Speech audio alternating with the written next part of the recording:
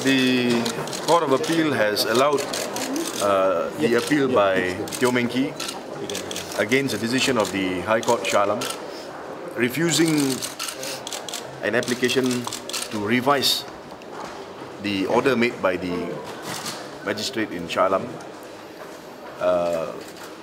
of open verdict in Teoh Beng Hock's case. And in allowing the appeal, the Court of Appeal has substituted the order of the magistrate as follows.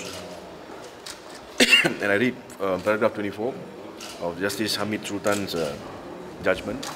For reasons stated above, the open verdict of the learned magistrate is set aside, and by the powers vested in this court, we will substitute the verdict and or decision to read as follows. Death of Teoh Beng Hock was caused by multiple injuries from a fall from the 14th floor of Plaza Masalam as a result of, or which was accelerated by, an unlawful act or acts of persons unknown, inclusive of MACC officers who were involved in the arrest and investigation of the deceased. In consequence, I will allow the appeal and direct the Inspector General of Police and Attorney General Chambers to do the needful to commence investigation under the CPC and prefer appropriate charges as they deem fit. I hereby so order. Jadi Mahkamah Rayuan membenarkan rayuan yang dibawa oleh abang kepada Teoh Beng Hock, iaitu Teoh Beng Hock, dan mengenepikan keputusan open verdict ataupun verdict terbuka yang dicapai oleh magistrate di Shah Alam dengan satu keputusan di mana dinyatakan bahawa kematian Teoh Beng Hock adalah disebabkan oleh kecederaan akibat satu jatuh daripada tingkat 14 Plaza Masalam yang disebabkan oleh tindakan-tindakan yang tidak sah, unlawful acts, daripada orang-orang yang tidak diketahui, ya, tetapi termasuk pegawai-pegawai MACC yang terlibat dalam tangkapan dan siasatan kes Teoh Beng Hock.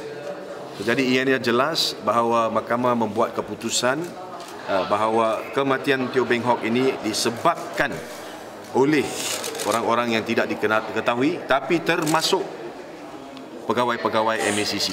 So, kepada kita, ini adalah satu keputusan yang tepat pada tempatnya.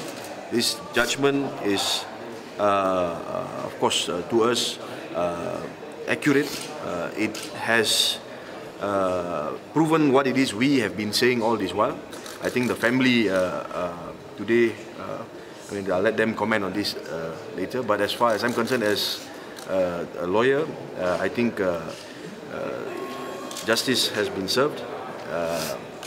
Of course, at the end of the day, it's now for the IGP and the AG to do the needful, and I, as MP of Puchong, I call upon the Attorney General to take immediate steps to make sure that those responsible are arrested, investigated, and brought to justice as soon as possible. And that same plea of mine goes to the IGP as well. I think we have gone through this process for nearly 4 or 5 years now. We have fought all the way. We have come to the Court of Appeal, and we have now proven that this was no suicide. This was no accidental death. This was actually a death that was caused by persons unknown, and as the court has said, specifically officers of the MACC involved in the arrest and the investigations of Teoh Beng Hock. Yeah? But whether or not charges ought to be preferred, that is something that the AG will have to consider and decide accordingly.